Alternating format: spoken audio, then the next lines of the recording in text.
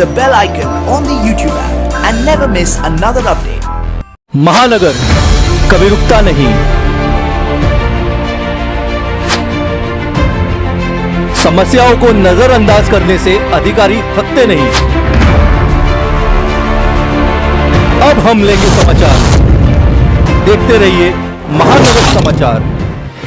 नमस्कार, आप देख रहे हैं महानगर समाचार और मैं हूं अशोक निगम। आइए देखते हैं आज की ताजा खबर। पिछले कई दिनों से देश के विभिन्न हिस्सों में मजदूरों का पैदल पलायन का दृश्य दिखाई दे रहा है, जो काफी दुखदाई है। इन मजदूरों के समस्या के प्रति कोई भी राजनीतिक पार्टियां गंभीर न होकर मजदूरों पर राजनीति कर रही हैं, जो बेहद शर्मनाक है। मजदूरों का पलायन जो हो रहा है, यह एक साजिश के तहत किया जा रहा है। इसे मैं क्यों साजिश कह रहा हूं, यह समझने के लिए विगत 4 मई को दिल्ली में नरेंद्र मोदी से कॉन्फ्रेंस के जरिए यह तय किया गया था कि जो श्रमिक ट्रेनें चलाई जाएंगी, उसके लिए जहां से ट्रेन मजदूरों को लेकर जाएगी, उसका तथा जहां जिस स्थान पर जाएगी, उन दोनों राज्यों का क्लियरेंस जरूरी था।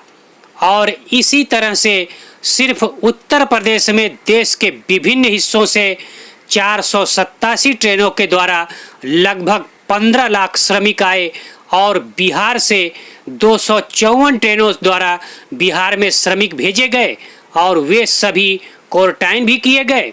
जो कल्मिनेटिंग पॉइंट है श्रमिकों का, उस राज्य से भी परमिशन लेना पड़ेगा।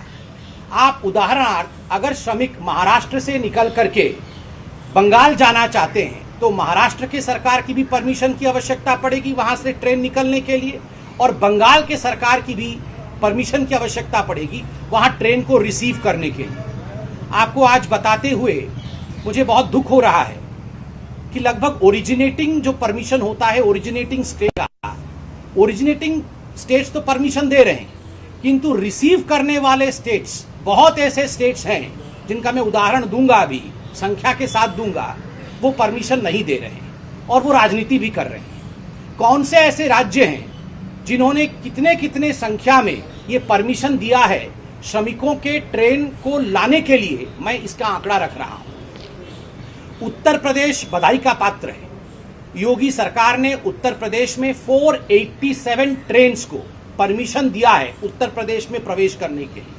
तो जो उत्तर प्रदेश के श्रमिक हैं हिंदुस्तान के भिन्न भिन्न राज्यों में, आज वो उत्तर प्रदेश में प्रवेश कर पा रहे हैं क्योंकि योगी सरकार ने 487 लगभग 490 ट्रेन ऐसे हैं जिनको परमिशन उत्तर प्रदेश की सरकार ने दिया है। ठीक उसी प्रकार नीतीश कुमार भी बधाई के पात्र हैं क्योंकि बिहार की सरकार ने 254 लगभग 254 ट्रेन ऐसे हैं जो बिहार में जो श्रमिक, बिहार के जो श्रमिक अन्य राज्यों में थे, उनके ट्रेन्स को परमिशन दिया है बिहार में एंटर करने के लिए। ठीक इसके विपरीत आप ममता बनर्जी की सच्चाई को देखिए। आपको जान के आश्चर्य होगा कि ममता बनर्जी के वेस्ट बंगाल ने अभी मात्र 9 ट्रेन, आज जब ये प्रेस कॉन्फ्रेंस हो रहा है, मात्र 9 ट्रेन को इजाजत दी है, परमिशन दी है वेस्ट बंगाल में प्रवेश करने के लिए। कहां तो उत्तर प्रदेश में 487, कहां बिहार में 254 और वेस्ट बंगाल के कई श्रमिक अन्य राज्यों में हैं, मगर केवल 9 ट्रेनों को अभी तक परमिशन दिया गया है। अब सवाल यह है कि जब 2 राज्यों के क्लियरेंस के बिना मजदूर कहीं नहीं जा सकते हैं, तो फिर मजदूरों को बाहर सड़क पर कैसे आने दिया गया, जबकि पुलिस गली गली में तैनात है। तो इसके जवाब में कहा जा सकता है कि जो मजदूर भूख के मारे घरों से बाहर निकले, उनका खाना और रहने का इंतजाम न करके उन्हें बसों से बॉर्डर पर छोड़ा जा रहा है, जो बेहद गलत है। मुंबई तथा मुंबई से सटे मीरा भाईंदर में भी काफ़ी मजदूर रहते हैं। जब ये भूख के कारण अपने घरों से बाहर निकले तो उनका खाना और रहने के इंतजाम की जगह उनको बाकायदा सीमा के बॉर्डर पर बसों से छोड़ा जा रहा है, जो दूसरे प्रदेशों के लिए कोरोना की महामारी की समस्या से जूझना पड़ सकता है। इन मजदूरों को कोई भी पार्टी रोकने की क्यों व्यवस्था नहीं की? ये 45 दिनों से यदि घरों में थे और खाना खा रहे हैं या नहीं, यदि उनकी खोज खबर ली गई होती तो ये मजदूर पैदल निकलने को मजबूर न होते। मजदूर जब राष्ट्रीय राजमार्ग से भूखे प्यासे जा रहे हैं मजबूरी में, तो कुछ राजनीतिक लोग बिस्कुट, पानी और कुछ खाने का पैकेट देकर अपनी समस्या से पल्ला झाड़ने का काम कर रही हैं।